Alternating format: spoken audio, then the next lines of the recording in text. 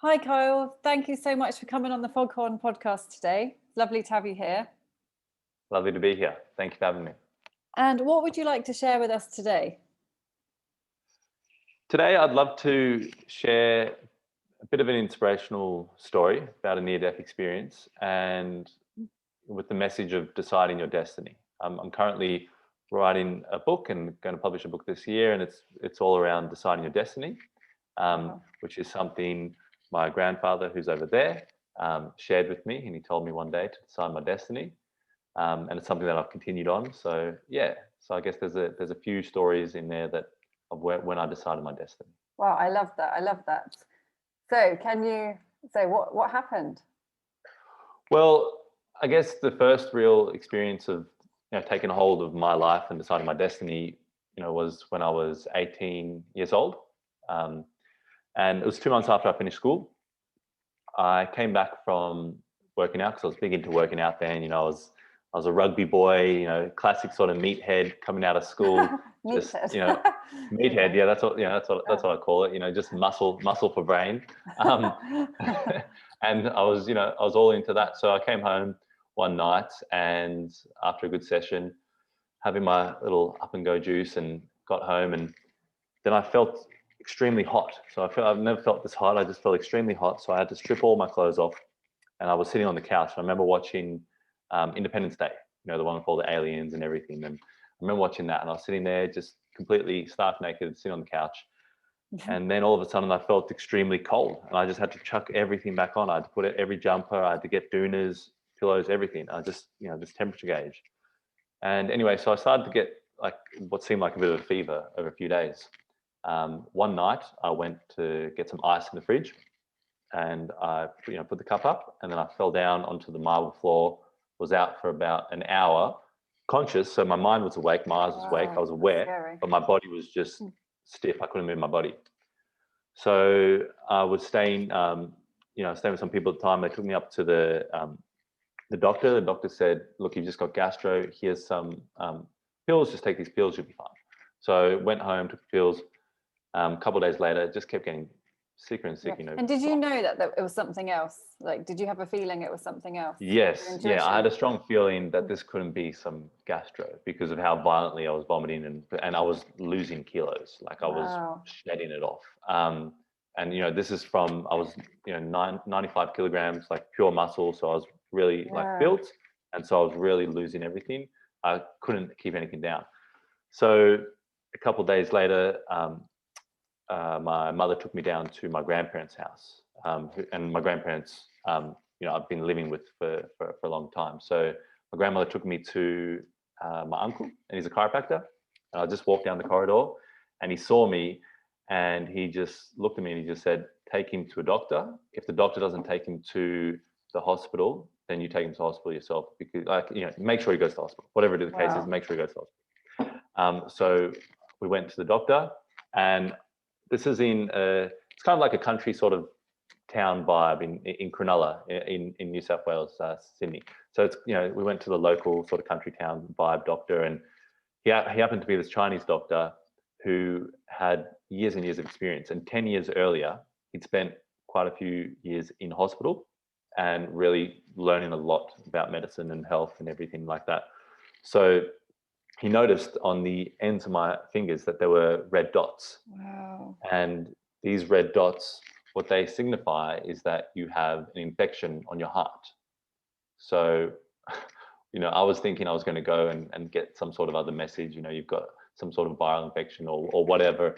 But it Yeah. was when he said that, I just kind of was shocked. So, but I was out of it at that time. When you're really sick and your peripheral vision kind of is Yeah. limited, and Yeah. everything's foggy and dark, like Yeah. your whole, you're taking information in, but it's not really, you're not really receiving all of Surreal, it. So kind of. Yeah. it's surreal. Yeah, it's like it's not reality. It's like watching one of those movies where there's like the heavy vignetting around the edges of the Mm. movie, the Yeah. camera. So yeah, so they took me up in an ambulance. I went to the hospital, and then I was trying to go to the bathroom, as you do, and I couldn't. And I, alarmed the people. I said, I can't go to the toilet. And the nurse checked my paperwork and said, what the hell are you doing down here? you're supposed to go straight to the ICU. Your organs are shutting down. That's why you can't excrete anything. Your organs are shutting down. So then I got rushed, and that's when I first felt the real sort of rush. People pushing out the way. Oh my They God, rushed me. What was going through your head when that rush?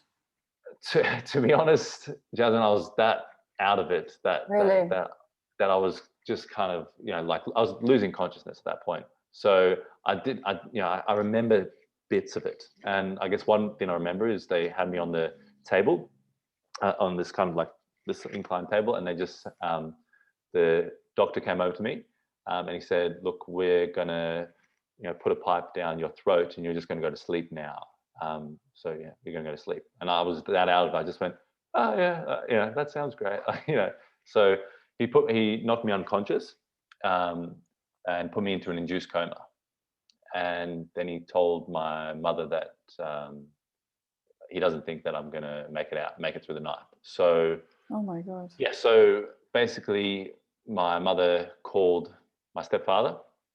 A little bit of a complicated story, but that's how I'm originally born in South Africa. My mother met an Australian man, and that's how I came to Australia. That Australian man was in Ireland at this time. She called him because he always had a wealth of health, like knowledge of health, because he was also a I love chiropractor. that. Oh, I love that. But yeah, but he had a real wealth of health, and she remembered, during the time that they were together, that he was always able to, try and heal people naturally first. Kind of the Peruvian mindset of you heal yourself naturally, Amazing. before you cut things off and cut things out. So she called him, and he, she asked him, what does she think we should do? In the situation. This is the situation. This is everything, all the information. And he made a big call over the phone, and he said, "Don't let them operate. He's too weak. He won't. I don't think he'll survive the operation. Just let him go into induced coma." And then my mother flew my stepfather over from Ireland, and I woke up a couple of days later. I remember having my first meal, Weet-Bix. Used to love Weet-Bix as a kid. Had a bite, vomited it straight on my gown. So nothing was working, and I was really like skin and bones at this time. So my stepfather came to me by the bed, and he just said, "Kyle, these are the two options." So he gave me two options. He said, "You can go down the medical route. This is all the information. This is everything that they have told me. These are some of the paperwork. This is, so you're completely informed with the medical route. And then this is the natural route you can try. And these are the risks. This is everything." So he made sure I was fully informed. And he told me through, the process and everything. And basically what it was is that they were going to cut off a big chunk of my heart to replace it. No way. And then I would have been on warfarin. I would have had a shitty experience on this earth. So no way. That was the solution to get rid of this bug. Basically. Oh, to cut the bug off as well. Cut the bug off, yeah. But they had to cut that. No piece of way. my arm off. So the bug was a 3 centimeter, 3 centimeter bug. How did they get it? Which is probably a lot of people are asking now. How did you get it? There were about 8, reasons why they thought I got it, but they said I just had a 1 in a billion chance, just unlucky that I got this disease. No way. And it's based, one of the things was about staph, golden staph, which staph is something you have all on your body, all on your face, all over you all the time. But they couldn't understand how that I got infected. So, because I was playing rugby. It was just one bug. It was just one bug. Yeah, exactly. It was one 3 centimeter bug that was eating away at my mitral valve, which is your lower valve on your heart. And they couldn't have pulled it off. They couldn't have just taken it off. No. And it wasn't the technology wasn't, this was about 10 years ago. So technology wasn't there really to kind of do keyhole. So everything was going to be super invasive.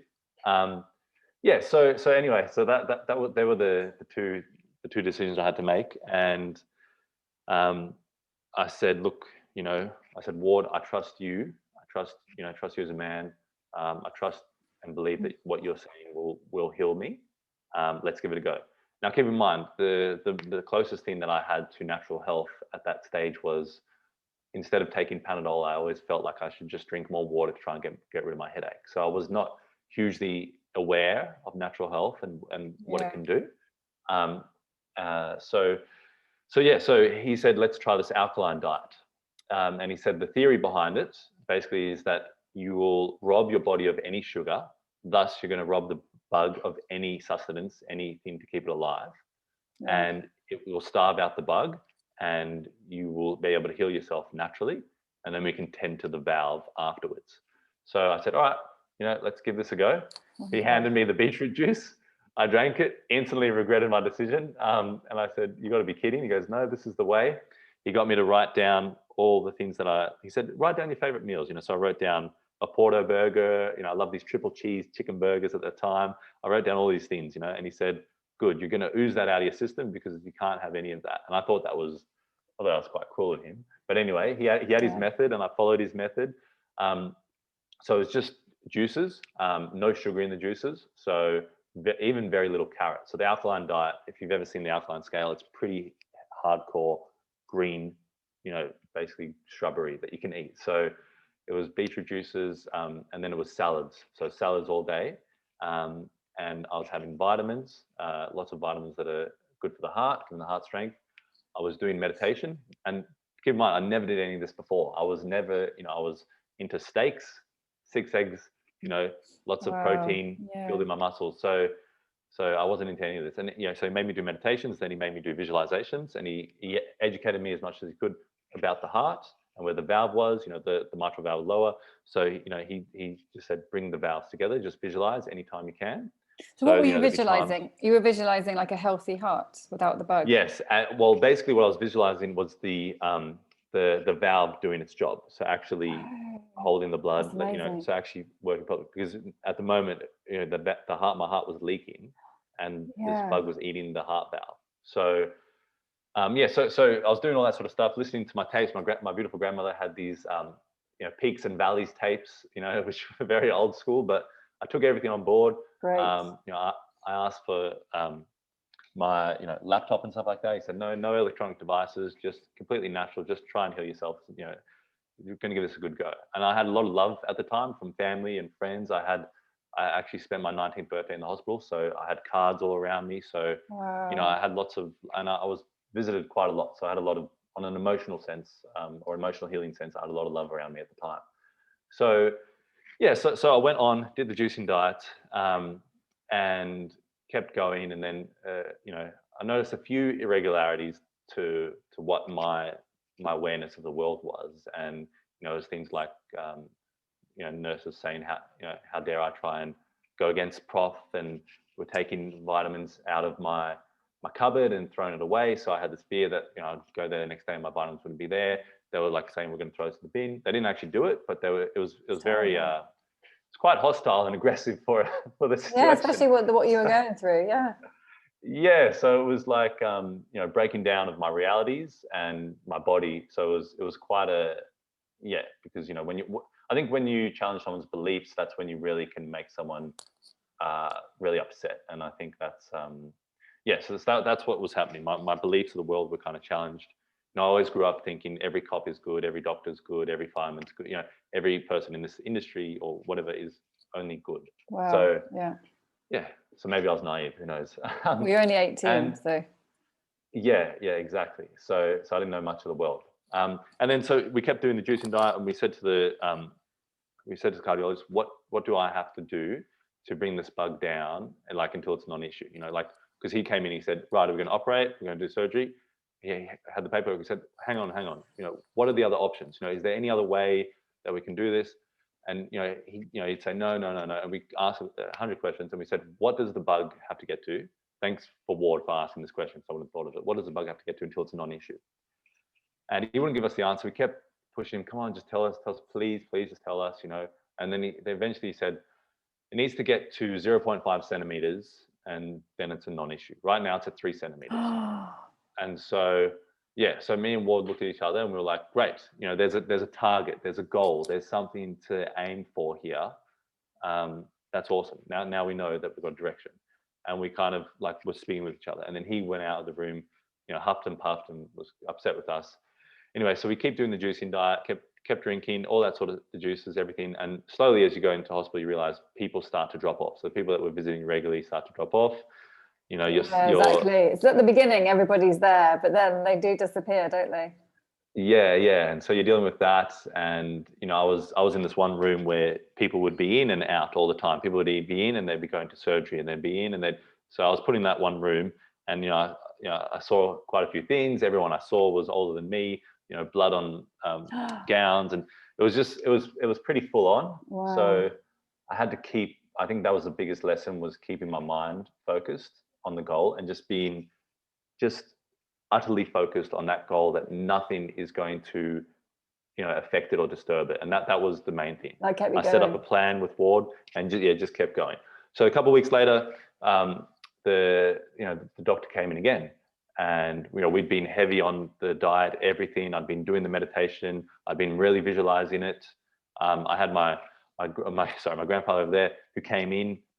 They would come in. My grandparents would come in every day. But he was telling me that he had a split in his elbow, a bone, and he said, because I told him about this heel stuff, and I said to him, Clive, like, I'm not sure about this. Like I've never been exposed to this sort of stuff, before. So I've got to say heel, Clive. And he said, oh yeah, mate, like I did that with my elbow. My elbow was broken for a while, and I just kept saying heel and kept putting my hand over it. And this guy is like a true blue Aussie. He's not a man of many words. He didn't come across as anybody who would have been into naturally healing or this sort of visualization, and it totally blew me away. So that gave me more confidence, when you've got someone that believes. And obviously I had family on either side. I had family who were totally against what I was doing, and saying I was risking my life, and I had family on the other side, a couple of family members who were supporting me. And your intuition, so you followed your intuition. Yeah, followed my intuition. And to be honest, like having rocks like my grandparents, like I lived with them for 10 years. They've been there for me in all this period, like always been there for me. Having those rocks there really, really help. It's not all you, we can say, I did this all on my own, but to have the people that are your support system, they're essential. They're really essential. So we kept going. And then, quite a few weeks into the stay in the hospital, the cardiologist came back and said, we're going to do this. And I said, well, what's the numbers? Like, let's see the details. What's the numbers? And he wouldn't give it to us. He was saying, no, I've told you already that, this is the way we're supposed to do it. And you should have listened to me. You've been wasting time. And I said, no, tell me what's the actual numbers? What is the size of the bug? And we kept pushing him. Eventually he gave it to us, and he said, and he showed us, and we read it, and the bug was at 0.2 centimeters. So we just, like me and Ward, we just went not that I could go nuts, but I was like, oh my God, this but is how amazing. Long, what was this, 6 weeks later? How many weeks later? No, this was only, I'm trying to remember the exact timeline. This would have been only 2.5 to 3 weeks later. Incredible. So I don't know how that happened, but I obviously starved the bug out of my body. And we were like celebrating all this sort of stuff. And, obviously the bug had eaten my part of my bowel. So it wasn't over. So, the doctor actually got up, and I couldn't believe it, but he was swearing, and he was quite upset, and, and he walked out. So we just went, all right, great. And they wanted me to stay in hospital for the whole 6 weeks to just make sure I was safe. So I said, yep, I agreed to that. Yeah. About the 5.5 week mark, I was like, I'm too healthy for hospital, and it's starting to feel like a prison. I need to get out of here. Yeah. And I begged my family to let me out. The nurses weren't happy about letting me out, all that sort of stuff. And the register, as I was being pushed around the door out of where I was staying all those time, he grabbed me on my shoulder. So I felt this hand on my shoulder. I turned around. It was this register. He was from Somali. Me and him became like best of buds, because he would see me all the time rather than the professor. So I spent a lot of time with him. We got on well. I said, hey, how you going? I'm going now. I'll see you later. And I was saying goodbye to him. And as I said goodbye to him, he said, oh, no, I'm here to deliver a message. I said, okay, what's the message? He said, the doctors said that you'll be dead within 2 months. Your lungs will be full of blood, and you'll choke to death in your sleep on your blood. And I was just like, I just started crying. I was like, why would you say that? Well, I don't know. Look, these are things that I'm still, I'm not sure. I think it was upset. I didn't listen. You know, when you don't listen to someone. Yeah. So anyway, I just signaled to the person pushing me in the wheelchair, just keep pushing me. Just keep pushing me. Let's go. Good. Wow. Came out of hospital. Hugged everyone like 5 times when I saw everyone. I was frail. I was so I went Your from 95 valve wasn't kilos. fixed. Your valve wasn't fixed at this point. Wasn't fixed. So the story goes on. So I was at about 72 kilograms. So I went from 95 to 72 kilograms. I was a skinny little kid because I'm 185 centimeters. So I was quite skinny for that height. Yeah. And I was hugging everyone. And then I remember seeing so then I hugged them again. And I kept hugging them and I was crying. Like the sun felt warmer than it ever felt. The sky was bluer than it ever was. And I was just so happy.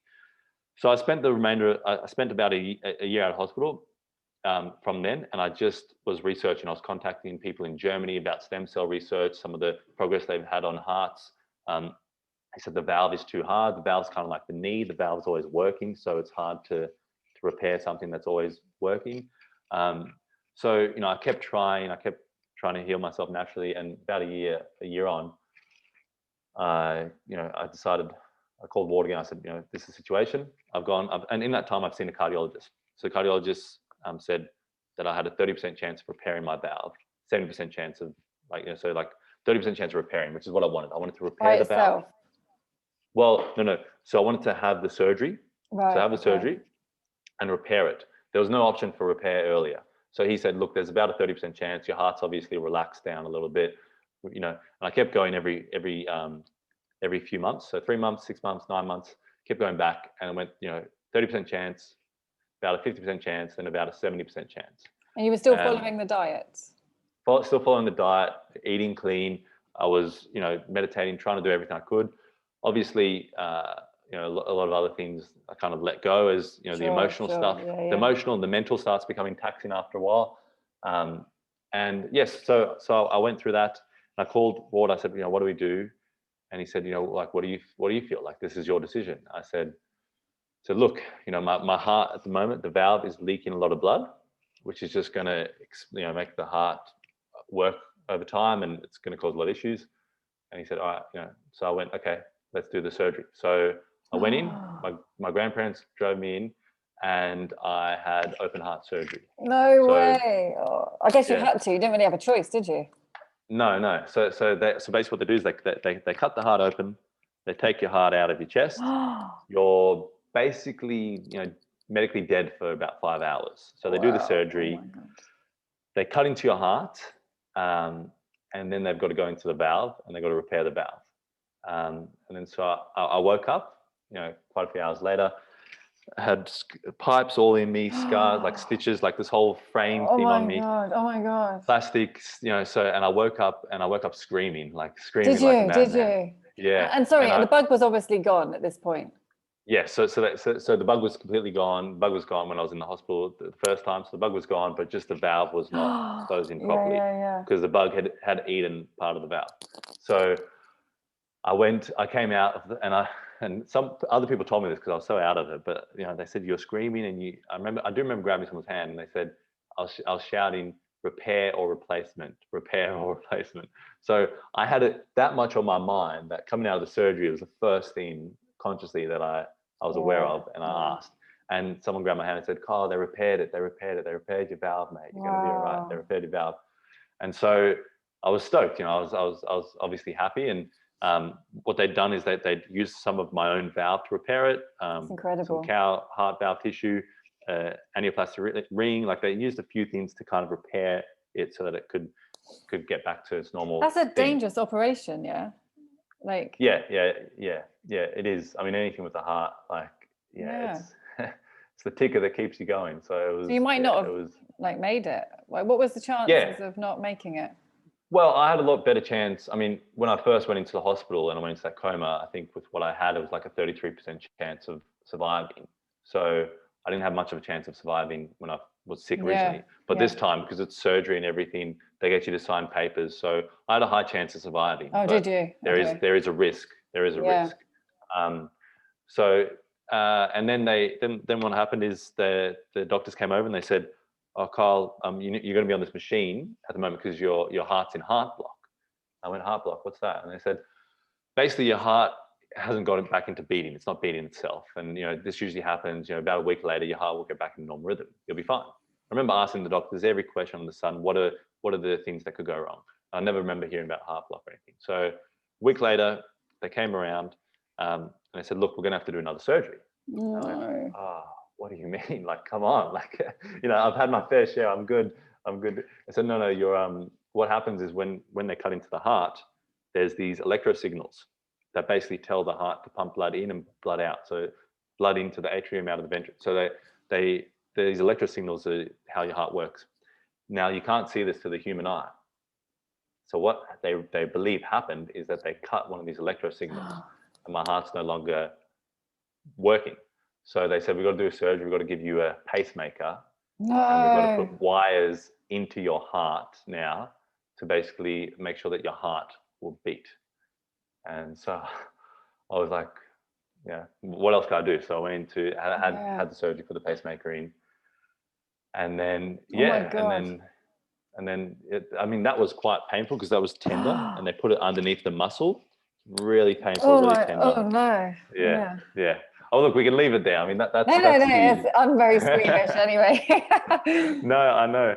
Well, I mean, you've got your, it's but that was the end of it. So that was the end of the surgeries and then it was just healing and getting back to normal after that. My stepfather was over again, and he and my younger brother, I remember he wanted to get me up and out as fast as possible. So he wanted to get me up out of the bed as fast as possible. And you're laying in the bed on your back and you've got, stitches, you've got everything still attached to you, all the stuff.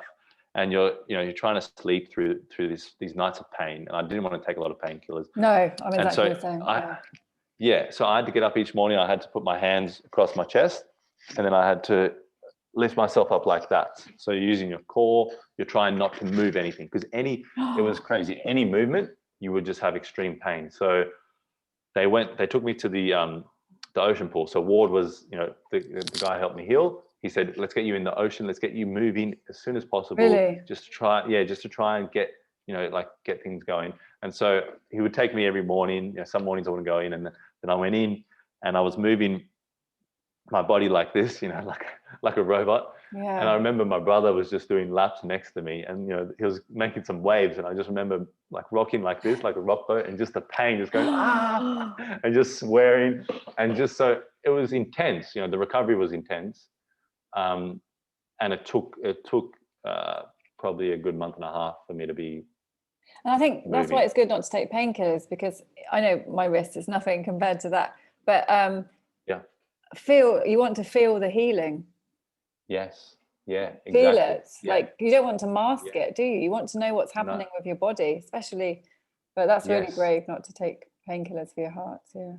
Yeah, well, look, I mean, it wasn't every night. Like, there were times where I had to kind of take it, but I was trying my best to just, like you said, it's a weird thing, and a lot of people might get squeamish about it, but I was trying to embrace the pain. Yes, just kind of pain, and work out how I could get through it mentally. Still doing meditations, just trying to get through the pain. And there's still wires in my chest, so there's wires. So they bind your chest together, and there's wires in the chest. That kind of bind that chest bone back together. So I can still feel like certain wires there. So that's why it's so painful, because your bone's trying to heal over wires. Wow. And every now and then I do still get pains, like extreme pains, and I will go back to the doctor. And I finally had a doctor finally tell me, like, which other doctors hadn't told me, but he said, look, because of that structural damage, like all that structural surgery, you're going to have pain every now and then throughout your life. So you will feel pain in your bones, like you will feel that. So I went, okay, as long as I know it's the physical, normal. I always was physical, not the internal, not the actual heart, but it's the actual, and that was important to me. Now the surgeries, believe it or not, they didn't end there. So about that month and a half range, after I was like moving around a bit, I went to go and get my provisional license, my next stage of my provisional license at that time, which would be the last stage here in Sydney, Australia. And I went out, and I was feeling bloated. I was feeling real bloated. Like, I was like, I don't know what's going on. I'm feeling bloated. And luckily, the person I was with said, no risks. Let's take you to the doctor. Now, I'd been to the hospital half a week earlier, and they did a ECG, which is where they put the tape, the spots all over you, and they said, no, everything's fine. I went to my cardiologist now, and he said he did an echocardiogram, which is basically like, you know, when they look, like they're looking at the baby, like similar sort of thing, just looking at your heart. Yeah. And he said, you know, you've got pericarditis, and he you know, said, like, you know, you should have come in earlier. And we said, oh no, we went to the hospital, Southern Hospital. And he said, I'm going to write them a letter. You know, they should have done the echocardiogram. With anybody with a heart condition, you should always do an echocardiogram. And he took me up to, they basically put me in a wheelchair and they pushed me across to the hospital. And they said, you know, like a few hours and you would have been dead. And so I was like, what was going through your head at this time? Well, I was just like I was thinking, how much of this am I going to have? You know, how many times am I going to have to, you know, like you know, yeah, like, is this ever going to end? I need to understand my body better. You know, what's going on. So they took me into the thing, and I you know, I was nervous because I was going back in the hospital, and of course they gave me I can't remember what it was. I think it was vitamin A. I can't remember. It was a vitamin, and they put it into your body because they've got to suck all this blood out of you. So they gave me it into one arm, and they said that wasn't enough. They need to put it in both arms. Then they put me on the table and they gave me a bit of morphine. And I said, you know, am I going to be, they explained the surgery. And I said, am I going to be awake for this? And they said, yeah. You know, so I remember asking for more morphine and they said, no, we can't give you more morphine. No. And so I just went, all right, I'm going to turn away from the surgery. And basically what it is pericarditis is your heart sits in a wall called a pericardium. And the pericardium is like, it's the sac around your heart. And pericarditis is when your heart fills with blood. And this actually can happen about 6 weeks, the mark that I was on after surgery, heart surgery. So it's known to happen. And it's basically the blood is filling this pericardium and it's filling it. And what could happen is, you know, the heart could explode. Like it could fill the whole pericardium. So, you know, so the surgery was they had to put a needle about this big into my pericardium and not hit my heart and suck out blood. No way. Oh my God. Yeah. So I was laying there and he said, Kyle, are you right? Because I was laying off the side and I turned around, yeah, I'm okay. And then I just saw this needle. No, you don't want to see it. No. And I was like, God damn it, why did you talk to me? Like I was, you know, I turned away. I was like, just close my eyes. And I didn't actually feel, I felt a bit of a sharp pain, but I didn't feel too much pain. No. They pulled out 2 liters worth. So think of a 2 liter milk, a bottle of milk. They pulled out 2 liters worth of blood. And they showed me the bags. And yeah, so that was the last sort of surgery. I do have to have surgery every 7, roughly 10 years for the pacemaker. And yeah, so I recently just had a surgery in February 2020. What do they do? What to change it? Replace it? So they put a new pacemaker. They put a new pacemaker in. So the battery. So hopefully, as evolution evolves, you know, the battery, they can leave it in there forever. But they put a new pacemaker in. And over time, my heart had gone into AF, which is atrial fibrillation, which is kind of when your heart's out of rhythm. Happens to a lot of people around their 70s, 80s.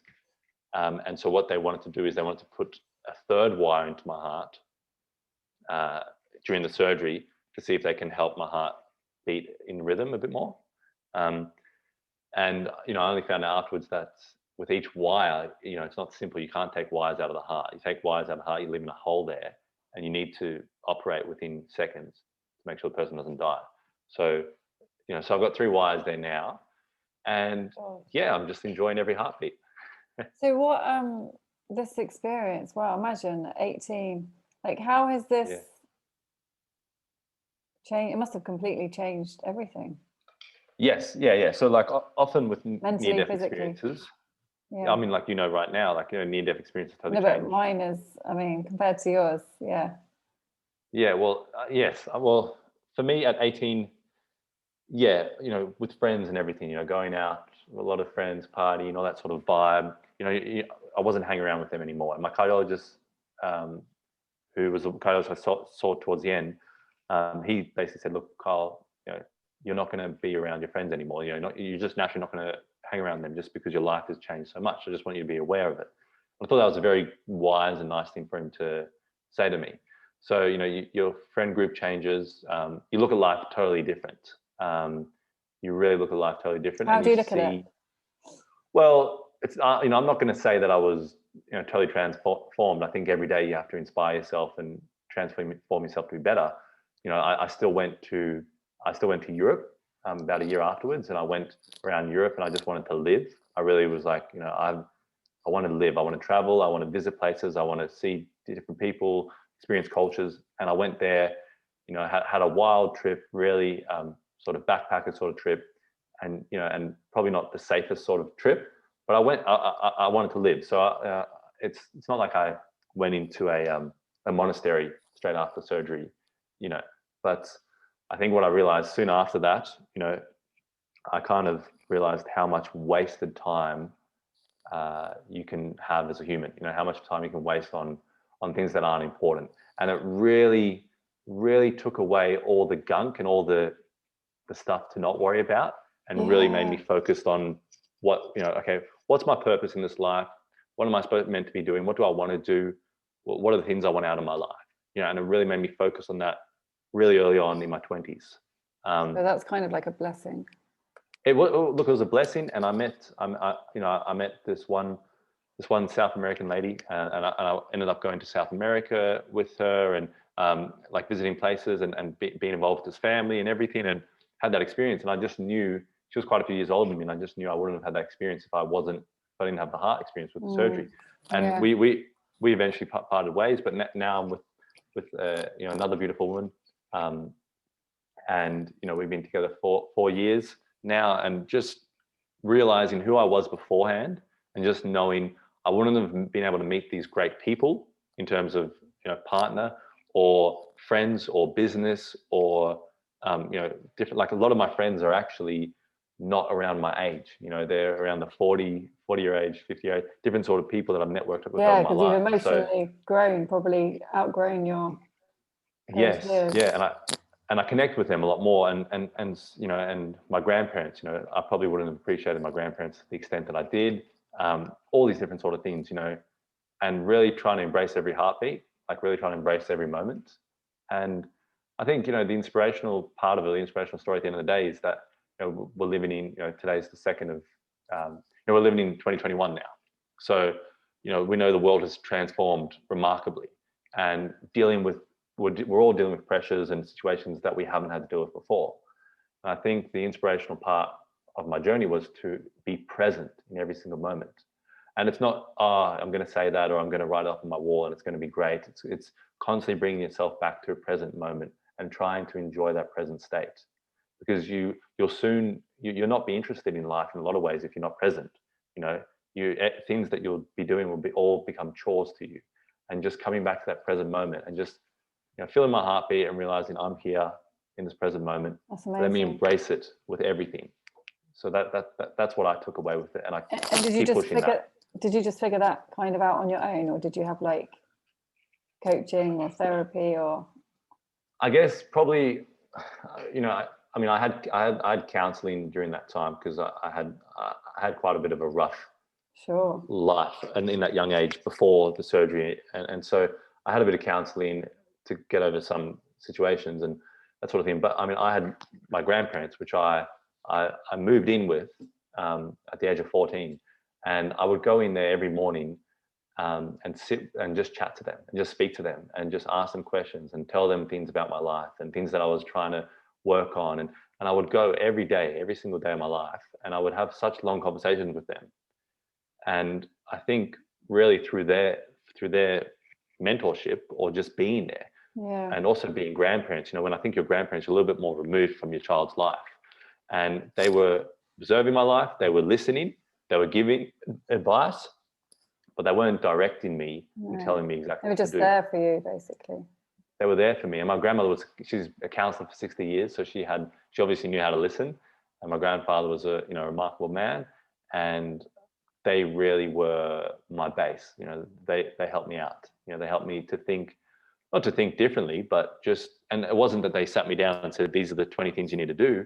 Just being around them, naturally, I started to accept them more and more and love them more and more, compared to my teenage years where I just shut everybody out. They created a safe space. That's so important, isn't it? To just be yourself and just safe space, real conversations. But what would you say to people? Because not everybody has those people in their lives, do they? No, I think exactly right. And I mean, I look at my life, and I think I've both been challenged to extreme extents, but I've been blessed, like luckiest. I call myself luckiest grandson on the earth. You know, I've been blessed in a lot of ways to have those beautiful people. And you know, I think what I would say is, the more you know yourself and come to understand yourself, and decide, you know, actions and things that, you know, you're going to do in your life for you, you will go along and you will draw those sorts of people in. Now, I'm not saying that, you know, people out there that are struggling with their family members and, you know, work colleagues and different sort of things that they can't get out of that sort of round. I'm not saying that magically things are going to appear, but something does happen when you really, really spend time knowing yourself, understanding what you want out of life, that you naturally start getting into different networks, talking to people, right. and start exposing yourself.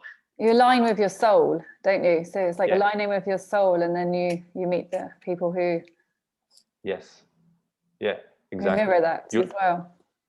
Yeah, exactly. And sometimes, you know, I've had experiences where people have just come up to me and they just sync with me straight away, you know, and different sort of experiences. So it's like, you know, although we live in a very physical world, you know, there's energy all around us, and that energetic, you know, what you're casting out, you know, and that's the thing. Find people, and I would say find people of the caliber, you know, like my grandparents, like my grandmother. You know, I was very emotionally torn up in my, you know, teenage years. You know, I'd been kicked out of home. My cousin, who was like an older brother to me back in South Africa, had been murdered, and I had another family member passed away. So I was dealing with all this, you know, 14 to 16, and I was shutting the world out, you know, because I didn't know how to handle this. Surprisingly, yeah. And so I had my grandmother, who every day I'd come home and I'd go, because where I was staying with my grandparents was kind of like near where my grandfather would do his architecture work. It was underneath the house a bit, and I could just come into the door and turn left and kind of, you know, go. I used to call it the dungeon. You know, I could go into the dungeon quickly. And my grandmother, every time she heard that door open, you know, she, in her late 70s at the time, she would just jump up and she would chat to me, and she'd tell me how much she loved me, and she would kept applying this loving pressure on me, and this, you know, making it aware that she was there. Exactly. It's not even rocket science, is it? Like what we need to have a happy, fulfilled life. It's just simplicity. Somebody being there, telling them that they're there for you, loving you. That can change absolutely everything. Exactly. And as much as we want to try and think, like I want to try and think that I was an island and I was just going to be on my own. And, you know, I think in that sort of dramatic era of teenage years, you kind of, you know, like no one can kind of understand what you're going through, you think. And so you really, you seclude yourself off from people. And I actually think that can be detrimental to even your health. And the people that you surround yourself with, I think, is, if not one of the most important things, you know, decisions about socially how you're going to interact with the world. Sure. Because, so sorry, because we're going to have to end soon. So what would be so the advice you would give? I mean, you've been through so much, like mentally, physically. So what would be your not top tips, because I hate saying that, but like advice? So surround yourself with the right people. Okay, so what would you say to teenagers or anybody going through? Well, especially that age, you know, you're going to be caught up into different sort of labels and categories, and that's going to continue your whole life. You're going to be labeled as someone, you know, like if you say this, you're labeled like that. If you say that, you're labeled like this. So you're going to have labels. You're going to have people wanting to put you in boxes and categories your whole life. That's just going to continue. However, the most important thing is that you know who you are, and you work out who you are, and you work out what you want in your life, and you sit with yourself. And it's hard in an electronically heavy world and a busy world, but just spending that time and sitting with yourself and just asking yourself questions. And that's what I would do internally constantly throughout my life. Ask myself questions. It would be, some questions would be like, you know, is this person really my friend, or are they just a drinking buddy? You know, do I only contact him when I want to drink? And then going, okay, what is that? And then investigating. What I find with questions, it's not necessarily the first question, it's the following questions. You know, why do I have a yes, drinking buddy? Do I need this? Like, maybe I can go and do sports. Do you like, you know, why don't you get back into, so those sorts of things. So asking yourself questions, and I think there's more to be gained in questions than answers. You know, questions are so important. I mean, they go hand in hand, but asking yourself questions and really working out who you are, that's so important, because once you know who you are, then you won't be swept in your life. You know, you'll be deciding your life. Security in yourself. No, but thank you so much, Kyle. We're going to have to end now, but maybe we can talk about that another time. For sure. I'm always happy to chat. Okay, thank you so much. Bye. Thank you. Bye.